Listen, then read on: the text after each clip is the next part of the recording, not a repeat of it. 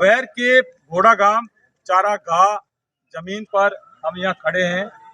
मेरे सहयोगी को मैं बोलूँगा कि थोड़ा सा यहाँ के जो हालात दिखा दें, क्योंकि शाम का टाइम है और यहाँ पर जो हो रहा है वो हम आपको दिखाएंगे। इधर दिखाओ।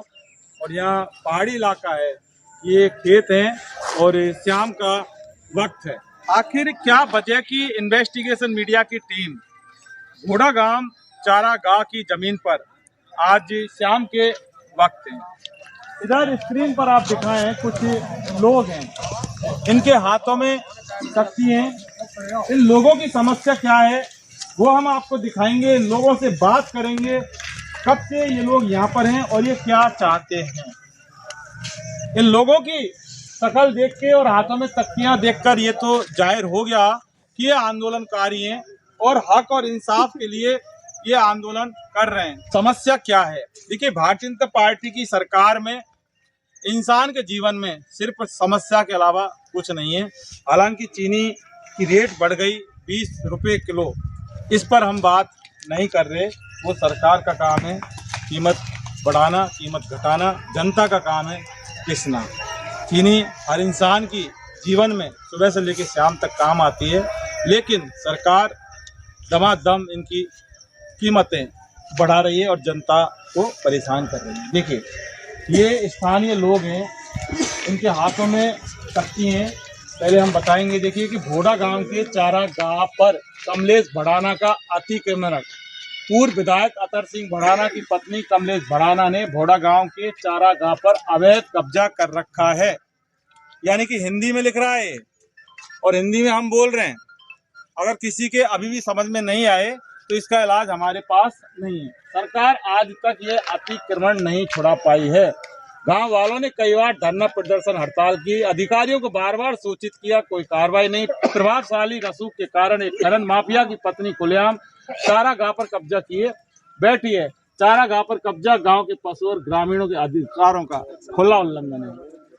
हम मांग करते हैं घोड़ागांव के चारागाह से कमलेश भड़ाना का अतिक्रमण तुरंत हटाया जाए। हमारा चारागाह हमारा अधिकार है, घोड़ागांव के समस्त ग्रामीण। और ये देखिए, ये कमलेश भड़ाना खनन माफिया की पत्नी और अतर सिंह भड़ाना पूर्व विधायक। सारा मामला समझ में आ गया। ये गांव के स्थानीय निवासी हैं, बुजुर्ग भी हैं। इंसाफ के लिए, हक के लिए अधिकार, कहते हैं ना कि चारागाह इनका अधिकार है। अगर उस पर कब्जा हो जाएगा तो फिर आप समझ सकते हैं, जो सरकारी जो जमीन होती है उस पर अगर माफिया कब्जा कर लेगा, चारागाह पर कब्जा कर लेगा, तो फिर ग्रामीण कहाँ जाएंगे। हम इनसे बात करेंगे। देखिए, आप इधर आओ बाबा, आपसे शुरुआत करते हैं। आपका नाम क्या है? तो ये क्या चल रहा है चारागाह पर कब्जा? आप कब से आंदोलन पर यहाँ बैठे हैं? हम दो साल है आई साहब यहाँ बैठे। एक सरकार कछु ना सुन रहे हमारी गले। मतलब ये कि तहसीलदार, एसडीएम और कलेक्टर तांडवे आए, हम कोई सुनवाई नहीं हमारी। मुख्यमंत्री तांडवे तो सरकार तो तुम्हारी है, सरकार को तुम लेके आए हो। सरकार हमारे लिए होती तो हमारी सुनती नहीं का कि सरकार या गाँव में ही भजा दे तो या भड़ाना करवा दे। थोड़ी आई सरकार, पाकिस्तान के लोगों ने चुनकर थोड़ी भेजा सरकार। भेजी तो नहीं साहब, हमने तो सुनी कि हमारी नहीं सरकार, सरकार भड़ाना की। ये गांव तो भले भैया भड़ाना खाइन चली चाहिए। यानी कि इनका कहना है कि चुनकर भेजा है, लेकिन सरकार इनकी नहीं है, सरकार अतर सिंह भड़ाना की है। ये क्या कह रहे हैं? सरकार भड़ाना की, भजन लाल की सरकार। बिल्कुल सही बोल रहे हैं, जो बोल रहे हैं, जो अतर सिंह भड़ाना की सरकार है। कैसे सरकार है अतर सिंह भड़ाना की? जब हमने चुनी, हमारे हित के लिए चुनी थी सरकार। आज पूरी जो माफिया ना उनके हित में सरकार। कोई मतलब ये है कि जो आम आदमी उसके हित में कोई भी नहीं सरकार का, एक भी आदमी। तो आप 2 साल से यहाँ पर धरना प्रदर्शन 2 साल से हम सीएम हाउस में दिया, मुख्यमंत्री को दिया है, लेके कलेक्टर साहब को दिया है, हम सबको दे दिया। हमने 10 बार ज्ञापन दे दिए, हमने 10 बार, लेकिन हमारे आज तक किसी ने नहीं सुने। बिल्कुल। देखिए, विडम्बना, मतलब इस देश की बहुत बड़ी विडम्बना है। उठाने जाए कर रहे बात कि सरकार सरकार आसमान से नहीं टपकती। और सरकार, एक बात हम यहाँ पर आपको बता देते हैं कि सरकार का मतलब क्या होता है। आज आपके दिमाग को खोल देते हैं। जिस भजनलाल शर्मा को राजस्थान के जो लोग सरकार समझते हैं, दरअसल सरकार भजनलाल शर्मा है ही नहीं। भजनलाल शर्मा एक इंसान है जो कि मुख्यमंत्री पद पर चुनकर भेजे हैं, जबकि असली जो सरकार होती है ना वो जनता होती है। सरकार कौन है? जनता ही तो सरकार होती है। सरकार वो थोड़ी होते हैं गद्दी पर बैठते हैं, वो तो 5 साल के होते हैं, लेकिन सरकार को चुनने वाला ही जो इंसान होता है असली सरकार जनता होती है कि नहीं होती? जनता होती है। तो आखिर वो गद्दियों पर बैठने के बाद उनके दिमाग में क्या चलता है जनता की सुनते ही नहीं। भूल जाए साहब, अपनी करें भी तो फिर जनता से क्या लेना देना, मन मर्जी कर ले। मेरे को चाहिए तो फिर ऐसे काम कैसे चलेगा? तो उसके पास पैसा है, हमारे पास पैसा नहीं है, हम गरीब आदमी है, हम तो यहाँ थे गुजारो कर रहे हैं अपना। अब यहाँ पे वहाँ बिल्कुल कब्जा कर रहा है। तो उनके पास अगर पैसा है तो फिर चुनावों में क्यों यहाँ पर आके चुनावन में तो हाथ जोड़े दलितों की बात करते हैं? चुनावन में तो हाथ जोड़े आके, चुनावन में तो हाथ जोड़े। तो पैसे से बना लो ना सरकार, फिर आपकी जरूरत क्यों पड़ती है? अब नहीं तो बन जाएगा पीछे जो कसू कर सके और करियो साहब, हमारे संग में बिल्कुल करियो। 2 साल है गए। भजनलाल जी तो भरतपुर थे, इन्होंने तो अच्छा एक्शन लेना चाहिए, यहाँ की पर्यावरण बचाना चाहिए कि खत्म करवा रहे हैं।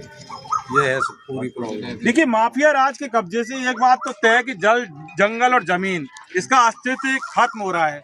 यहाँ पर खनन माफिया पूरी तरह से पैर पसार चुके हैं। अब जरा सोच कर देखिए कि बरसात आ रही है कि यहाँ पर आ रही है कि बरसात नहीं है यहाँ। ये देख लो कि सावन का महीना पूरा निकलने वाला है। अगस्त आज 21 अगस्त को भी बरसात नहीं है, यानी कि सूखा पड़ने के आसार हैं। जब खनन माफिया अगर इसी तरह से जल, जंगल, जमीन पर कब्जा करता रहेगा, पर्यावरण पर कब्जा करता रहेगा और हमारे पर्यावरण को नुकसान कारित करेगा, बरसात कहाँ से आएगी? जरा सोच कर देखिए कि यहाँ पर जो बहुत भयंकर वाली बारिश होती थी, लेकिन 2026 में बारिश नाम की कोई चीज नहीं है। क्यों नहीं है बारिश? जब हमारे जंगल पहाड़ नष्ट हो जाएंगे तो बारिश होगी कहाँ से? बारिश भी तो इन्हीं पहाड़ों, जंगलों से पेड़ पौधे बिल्कुल नष्ट कर दिए, खनन माफिया हावी हो चुके हैं बिल्कुल। तो आप क्या करोगे ये बताओ, आपका नाम क्या है? अब क्या करोगे आप ये बताओ। आप हम तो साहब कोई कीमत में नहीं चलने देंगे, अड़के रहेंगे चाहे मर जाए बने, ये करेंगे। वो कितनी भी कोशिश कर ले, गांव को जन बच्चा यहाँ रहेगा, कितनी भी कोशिश कर ले उसको चलने नहीं देंगे। हमारे 6-7 तो बोर खराब है, इतनी बड़ी ब्लास्ट करे जो जमीन हले साहब। 6-7 बोर खराब हुए पड़े, हम कहाँ से तो हमारे जीवन यापन कर रहे हैं, पशु भेड़ बकरी चरा के भैंस अपना टाइम पास कर रहे हैं। अब कैसे करें बताओ? हमने तो कुछ भी करना पड़े पर हम बिल्कुल नहीं चलने देंगे। हमारे यहाँ की पैमाइश कराई जाए, यहाँ रास्ता कोई है ही नहीं। कुछ भी कर ले माफिया सत्ता के दम पर ताकतवर होता है, लेकिन सत्ता को बनाने वाले ये जो इंसान है ना, ये ग्रामीण जो लोग हैं राजस्थान के, इन्होंने भजनलाल शर्मा को बनाया है।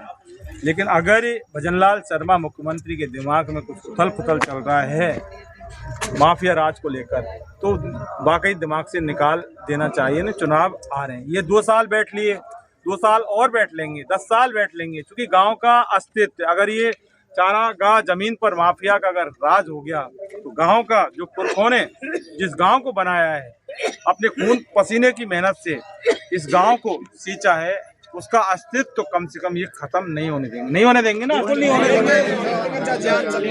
ये देखिए, ये सर पर ये काला कपड़ा क्यों पहन रखा है तुमने? विरोध में, विरोध की वजह से। क्या करोगे अब? मेरा नाम साहब शिव सिंह है, मैं भोड़े गांव से बोल रहा हूँ। मैंने 2-3 बार मुख्यमंत्री जी से निवेदन किया था कि सर आपके क्षेत्र में आप भरतपुर जिला नहीं संभाल सकते तो राजस्थान क्या संभालोगे। कई बार मैंने ज्ञापन दिए, गोली चलाने वालों की पूरी सूचना मिलते हुए कमलेश भड़ाना आज तक गिरफ्तार नहीं हुई। यहाँ का ये मैं कहने का मेरा ये मतलब है कि अब भी सोच ले। उन्हें मुख्यमंत्री से मेरा निवेदन है, जन जन मर जाएगा पर खान नहीं चलने देंगे, ये हमारी शपथ है। गर्दन कटे, हम हटने वाले इंसान नहीं है।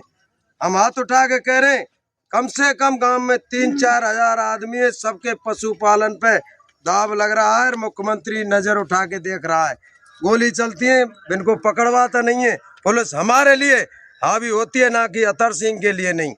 हमारे बल पे, हमारे दम पे हम 2 साल से अड़े हुए हैं। पूरे बच्चा बच्चा नर नारी थे, हम शपथ लिए बैठे, खान नहीं चलने देंगे, चाहे हमारी जान क्यों नहीं जाए। हम हाथ उठा के कह रहे हैं पूरी बस्ती एक मत है, एक मुट्ठी है, उस पर बनाया जाए जितना पावर बना सकता है। हम हटने वाले नहीं है, चाहे गर्दन कट जाए। हमने एक बार एसपी साहब से भी कहा था कि सर एक सूत रास्ता नहीं देंगे हम, पर हमारी कोई सुनता नहीं, क्योंकि हमारे भजन लाल ही नहीं सुनते, तो ऊपर की सरकार क्या सुनेगी। अपने जिले की परेशानी भी नहीं देखते। वे तो केवल है हमारे जैन में मेरे ते 2-3 बार मैं मिलाऊं, मेरे से बताइए कि मेरी जैन में, अब यहाँ की जैन में साहब हम 3 किलोमीटर दूर रात की टाइम 3-3 बार भगते हैं प्रशासन की तरफ से, पर कोई हमारी सुनवाई नहीं करते। हमारा कहना यह है, आप पे निवेदन है कि ऊपर तक इसकी भिजवाओ। है मुख्यमंत्री जी सुनेंगे तो आप सुन लेंगे, गिरफ्तारी होनी चाहिए, हमारा चारागाह नपना चाहिए। हमारे पशु दोपहर को दे आके देखो, 5000 पशु हमारे चरते हैं इसमें, इसको सबको नष्ट कर दिया। धूल बिछी हुई थी, जब हमने दुख पाके हमारे बोर खत्म हुए, गांव एकत्रित हुआ, गांव ने शपथ ली, जब हमने इस पर कब्जा किया है, और हम चलने नहीं देंगे, चाहे प्राण निकल जाए हमारे। ठीक है, प्राण निकल जाए लेकिन चलने नहीं देंगे। अब भी जो लड़ाई है ये वजूद की लड़ाई है, जमीन की लड़ाई है। हम बार बार यही बात कहते हैं कि खनन माफियाओं ने जल जंगल जमीन को खतरे में ला दिया, लेकिन अगर ये चारागाह जमीन पर माफिया का राज होगा, इनके पशु कहाँ चलेंगे और पशु कहाँ चरेंगे। इसके बाद ये जो पशु पालक का काम करते हैं, बच्चे दूध कहाँ से पिएंगे, या समझ रहे हैं ना। मतलब पूरी तरह से जो खनन माफिया है ना, इन लोगों को तबाह करने पर तुला हुआ है। लेकिन ये हमारे राजस्थान के भरतपुर जिले के वैर के घोड़ा गांव के लोग हैं, इनका इरादा साफ है, चाहे मर जाएंगे लेकिन पीछे नहीं हटेंगे। इन्वेस्टिगेशन मीडिया के लिए पवन कुमार के साथ में जितेंद्र शर्मा।